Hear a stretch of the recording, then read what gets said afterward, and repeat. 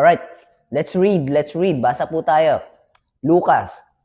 Lucas Kapitulo 1, versikulo 13 hanggang 20.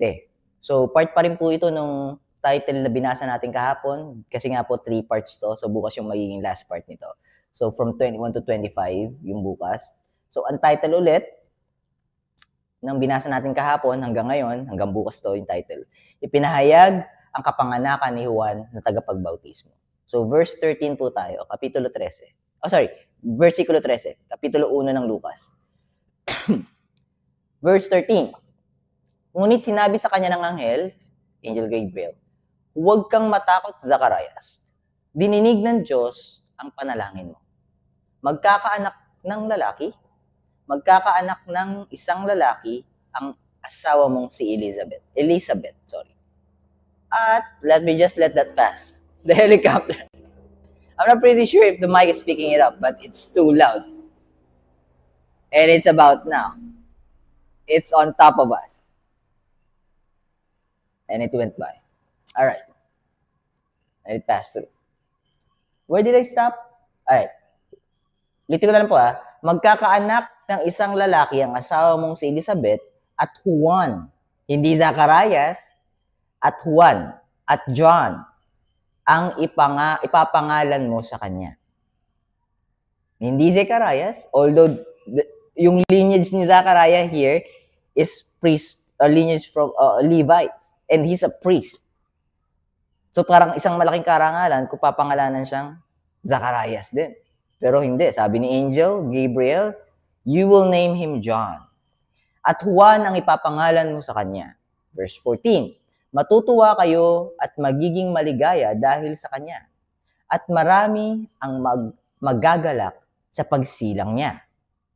Ni John the Baptist. 15, dahil magiging dakila siya sa mata ng Panginoon. Ganyan. Ganda nito. Which is much important? To be glorified, to be great in the eyes of human beings, or to be glorified and for the eyes of God, you're my son, you're my child, you're my adopted child. I would rather be rewarded and be blessed by God than any other human being if they're going to drag me to hell. So I'm gonna listen to God, not to any other human being that causes someone to be in hell. Alright, let me just read back verse 13. Dahil magiging dakila siya, verse 15, dahil magiging dakila siya sa mata ng Panginoon, hindi siya dapat uminom ng alak o anumang inuming nakakalasing, sa sinapupunan pa lang ng kanyang ina ay mapupuspos na siya ng banal na espiritu. The Holy Spirit who blessed John the Baptist in Elizabeth's womb. 16. Dahil sa kanya, maraming Israelita ang magbabalik loob sa Panginoon na kanilang Diyos. Teka muna, wait lang. Andun yung mga Sadducees believing in the God of Jacob, in the God of Abraham, Jacob, and Isaac. In the God of Abraham, Isaac, and Jacob. Ba't ganun? Bakit maniniwala silang muli? Or ang maraming Israelita ang magbabalik loob sa Panginoon na kanilang Diyos. Di ba yung mga Pariseo ba, tas Sadduceo, tas mga taga-sulat, scribes, mga lawyer, tapos yung mga naniniwala sa mga Pariseo, di ba yung naniniwala sa kanilang Diyos? Yeah. Because they didn't created idols, but they are idolizing themselves through their tradition. Their tradition blinded them and added something into the Word of God. But that's part of the plan. The Pharisees, the Sadducees, the lawyers, the scribes, the Romans, the Roman Empire is all part of God's plan. Because it is actually pointing to Isaiah chapter 53. The whole chapter. the prophecy about the crucifixion. And Isaiah doesn't know about the crucifixion or what's happening about the crucifixion or what's crucifixion is all about. But God revealed to Isaiah what will happen in Jesus' time. Galing na. So, ano yun? Paano? Yung crucifixion, malabo na mangyari yun. Try nyo sabihin, for example, ngayon nangyari yun sa time natin, maraming taong pipigil nun. Kasi ang mga tao ngayon, for example, nagkaroon ng, kumbaga, broadcast na. So, ibig sabihin, hindi sa timing natin. Kasi maraming aawat. Kasi hindi siya makatarungan. Na yung isang walang kasalanan, imagine niyo to ibo-broadcast ng isang pangulo na bibitayin niya ng karumal-dumal na pagkamatay itong walang kasalanan. Eh di na-broadcast ng televisions. So sa mainstream media. Tingin niyo hindi magpoprotesta yung mga tao. Teka muna kung gagawin niyo sa walang kasalanan niya, baka gawin niyo rin sa amin yan, hindi kami papayag. So hindi mangyayari. So nangyari yun sa tamang oras. At hindi alam ni Isaiah na magkakaroon ng mapapalitan yung sasakop at magiging Romano yung sasakop.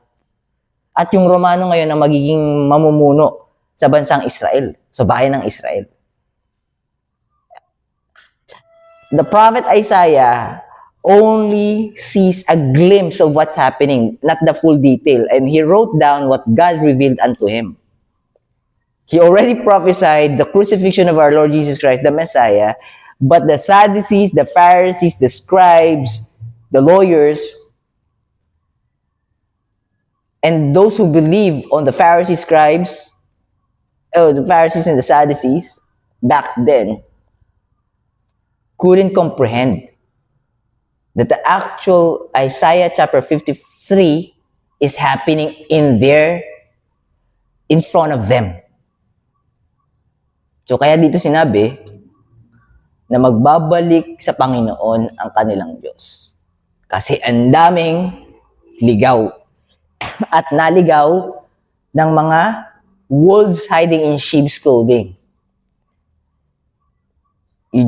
Judaism, tapos sinarado na yung tenga. Ay, hindi namin babasahin yung New Testament. Hintayin namin yung pagdating ng Messiah. Teka muna, asan ang templo? Hanggang ngayon, giba yung pangalawang templo. O tinatry nilang mag-build ng pangatlong templo. So yung Messiah, hindi pa dumadating sa tingin nila. Karamihan ng napanood ko na ini-interview na Jew, ng mga rabbinic, hindi naman rabbinic Jew, ng mga Messianic Jew. So sa Israel, may mga doon, may mga gospel sharer na Jews mismo. Messianic Jew ang tawag. Ibig sabihin, oh my, this is not talking about Isaiah chapter 53. This is talking about Isaiah chapter 53. They've realized that the New Testament is talking about Jesus, that Isaiah 53 is talking about Jesus. And then try to investigate deeper, the whole Old Testament is talking about Jesus. Messianic Jew. Now, the Messianic Jew is talking to some Jews, Judaism, who practice Judaism. Most of the time, they are not ready to listen or they are not open to listen. No. They will, oh my, I'm gonna share some of what I've watched. The Messianic Jews will quote Isaiah chapter 53 without even mentioning Isaiah chapter 53. And then, they will ask the Judaizer, where do you think this came from? They will say, it's coming from the New Testament. Because, it's talking about Jesus. It's coming from the New Testament. Then they will reveal, the Messianic Jews will reveal to the not rabbinic Jews, to the Jews that doesn't believe Jesus Christ. They will reveal to them, you know what? It's actually Isaiah chapter 53. They don't know.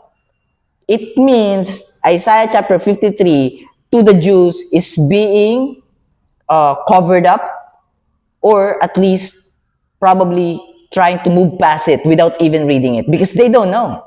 Imagine this Messianic Jew will read or will quote the whole Isaiah or will let them read Isaiah chapter 53 without the title of Isaiah chapter 53. And they thought that it is from the New Testament. Because they know, they've understood that it is pointing to Jesus Christ. But then when they realize, this is how you know if it's a wolf or a lost sheep coming from their mouth. What comes from their mouth defiles them. What comes from our mouth might defile, my mouth might defile me. So this is how you know. Most of them will say, I'm not going to believe it. Isaiah chapter 53 is not talking about Jesus. Even though they admit, without even realizing it, that it talks about Jesus because they said it's from the New Testament. But in reality, Isaiah chapter 53 is in the Old Testament. Some of those Jews who doesn't believe in our Lord Jesus Christ, once they've heard that, some of them, you can see on their face, it's painted on their face that that their heart has been prickled. I don't know it. Is it really Isaiah chapter 53? You know, if it's a lost sheep or a goat. But here's the thing. They are the chosen people. The Jews. Not everyone saith to me, Lord, Lord, shall enter the kingdom of heaven, but those who doeth the will of my Father which is in heaven. Not everyone will say to me, Lord, Lord, have we not prophesied in thy name? In thy name cast out many devils, or cast out devils, and in thy name done many wonderful works. Or where are they believing? In themselves. Because they are offering what they've done to God. Not of works, lest any man should boast. That's why Ephesians chapter 2 verse 8-9 removes us from the equation of salvation. Because God is the only way for our salvation. God is the only way that gave past tense salvation. We ought to receive it. We have to, because we couldn't have it if we don't receive it.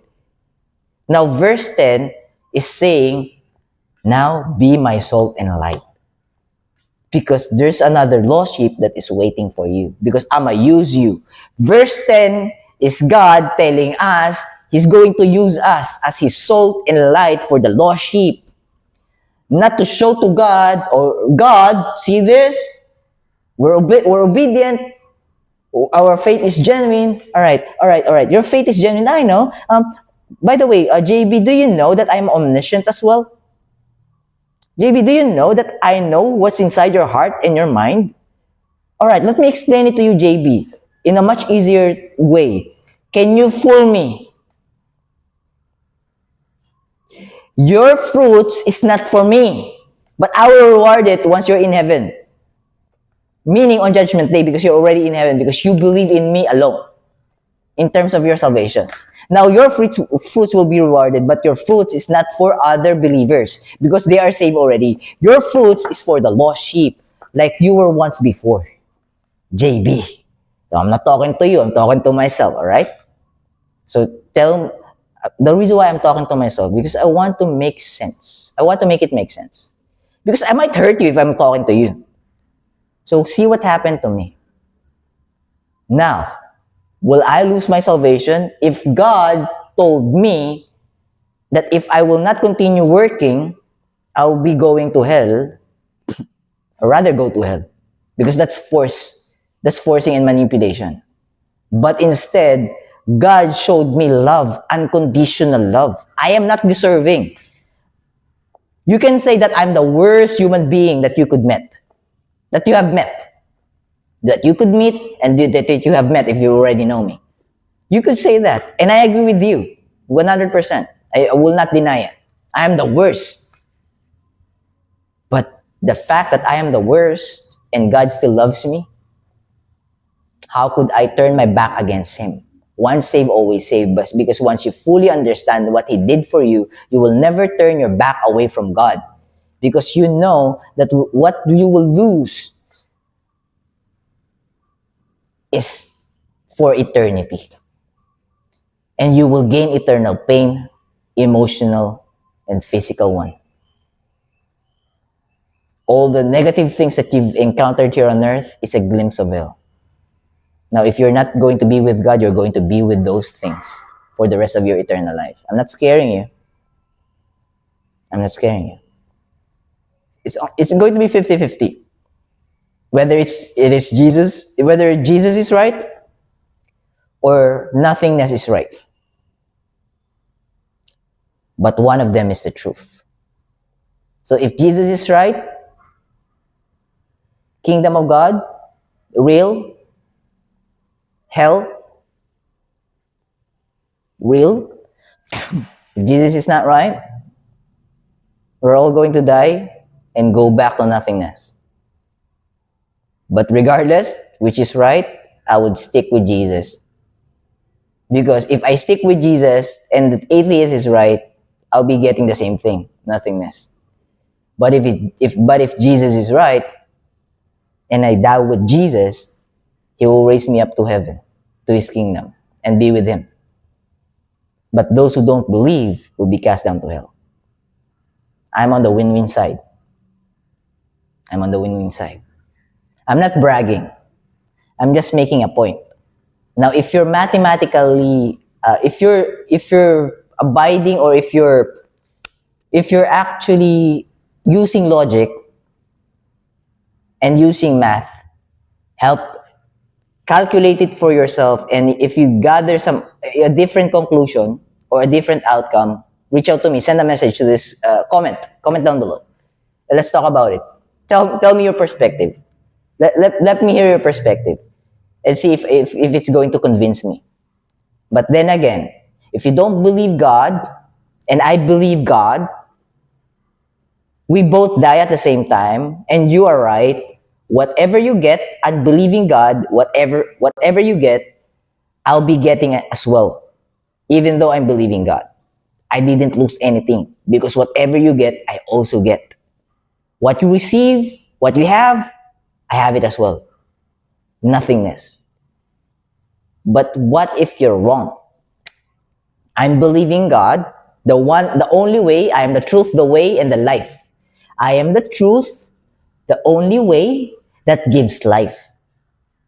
I am the way and the truth. I am the way that leads you to the truth, and the truth will give you life. See that? Jesus is the only way that said that. Meaning God is the only way that said that. God is the only one that claimed that He is God. I am the way and the truth and the life. I am the way that leads you to the truth that gives you life. And no man comes to the Father but by me. Jesus Christ didn't say, but every man will come to the Father through every religion who says that they have God. No. Our Lord Jesus Christ specifically said that this removes our Lord Jesus Christ from any other false gods.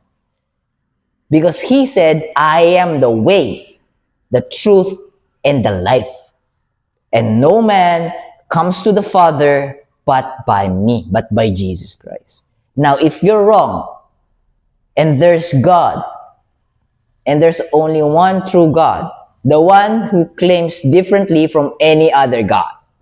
Because every other God aside from our Lord Jesus Christ claims the same thing. And our Lord Jesus Christ is the only one who claims differently. So it means those false gods couldn't be true. Because the true is only one. And the only true, and the only one that is true is the one who said, I am the way, the truth, and the life. Now, if we're right, believing in the one true God, and you pass away, and I pass away, I do apologize. Unfortunately, you'll be going to hell. I'm not gonna sugarcoat it.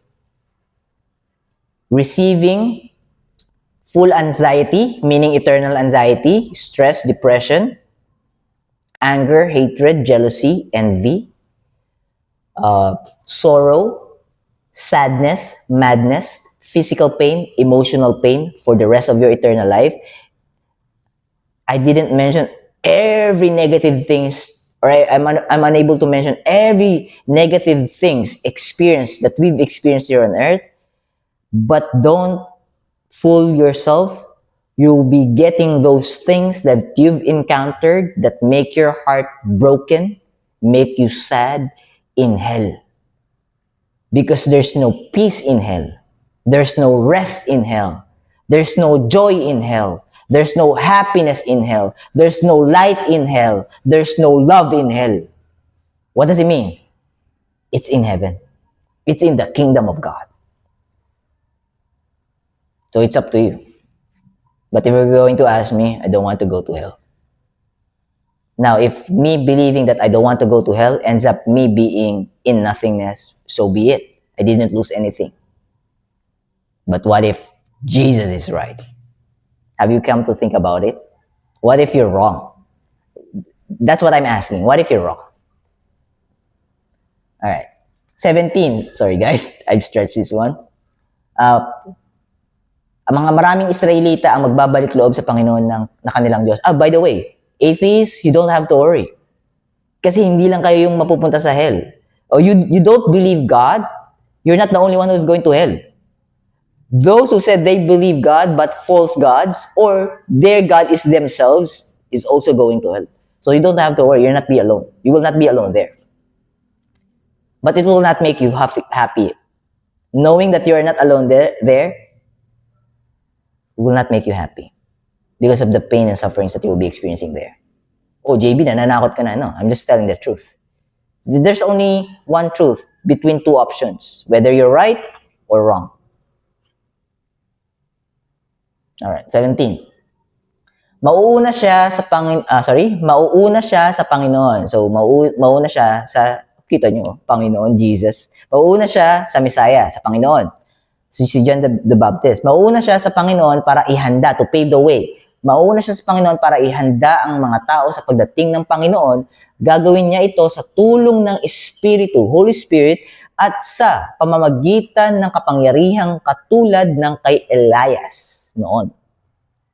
Tuturuan niya ang mga magulang na mahalin ang kanilang mga anak at ang mga sumasaway sa Diyos na tanggapin at karunungan. So, at sumasaway sa Diyos na tanggapin ng Diyos at mali ako basa. At ang mga sumasaway sa Diyos na tanggapin ang karunungan ng mga matuwid. Alright, okay. So, ang word na ginamit dito is metanoia. Alright. Okay, baka hinihintay niyo Baka hinihintay niyo yung word na repentance. Before I share the word repentance is an English translation of the word metanoia. Metanoia is in Koine Greek. That means, in English, meta, meaning change, noia or nous, mind. When meta and nous has been combined together, the word became metanoia. So it came from two words, metanous or metanoia. Meta, change, noia, mind. Change of mind. So that's the repentance. So what's the repentance that saved you from your sins? Is it turning away from your sins? So people is thinking about metanoia or repentance to turn away from their sins, meaning I'm gonna pay for my sins. The metanoia, becoming righteous matuwid, the one that will help you to become righteous is if you don't have sins. But Satan will tell you to pay for your sins, meaning work for your salvation, work for your sins. Listen to this. Metanoia, to become righteous, to change your mind from what you're believing in. So you're believing in false gods, change your mind. Then the Messiah will come and he will declare who's God. Who's God. Change of mind. From believing false gods or from believing in yourselves to believing in God. Change of mind. That's the one that saves. Meaning, I am not my Savior, I am not my God. Jesus is my Savior, my Lord, and my God. And I trust Him. Change of mind. Meaning, I don't trust myself anymore as my God and my Savior. I trust the Lord Jesus Christ as my Lord and God and one and only Savior. Now, Jesus Christ made us righteous, holy, and perfect through His blood. Not through our works, through His blood. Alright, verse 18. Sinabi ni Zachariah sa anghel, paano po mangyayari ang mga sinabi nyo? Matanda na ako. At ganun din ang asawa ko. So doubting, worrying. Sumagot ang anghel, verse 19. Sumagot ang anghel, ako si Gabriel, na naglilingkod sa harapan ng Diyos. Siya ang nagsugo sa akin para sabihin sa iyo ang magandang balitang ito. Good news. The angels brings good message. The angel is not going to squeeze you, to press you, to scare you. Angels of God comes with calmness and peacefulness, not with pressure and chaos and fear and trembling. So that's the difference. 20. Ngunit dahil hindi ka naniwala sa sinabi ko, magiging pipi ka, hindi ka makakapagsalita hanggat hindi natutupad ang sinabi ko sa iyo. Sapagkat tiyak na mangyayari ang sinabi ko pagdating ng panahong itinakda ng Diyos. So, hindi nakapagsalita si Zacharias hanggang sa pinanganak si John the Baptist. At papangalanan sanang Zacharias, pero dahil nakapagsalita si Zacharias, no. My son will be named John. Because the angel of God said so. And the angel of God delivers a message from God. So he will not be called a different name aside from John. Alright, that's our Bible reading for today, 27 minutes. And I've shared a lot. So, ganun talaga, mga napakakulit, napakatigas ng ulo ko. Hindi ako sumusunod sa script. Anyways, wala namang script. So, kung hindi nyo na-gets yung binasa natin, or gusto nyo basahin sa inyong sariling oras, without an influence of any other mind to interpret it, go ahead, read it. I'm beseeching you. I beseech you to read the Bible in your own time and to try to OIA. Observe the verse, interpret the verse, meaning say it in your own words, and then apply the verse. How could it be applicable to your life, or what does the verse telling you? All right. So God bless you. Keep safe. I'll be seeing you tomorrow for another Bible reading in Tagalog while I'm speaking in English. Bye for now.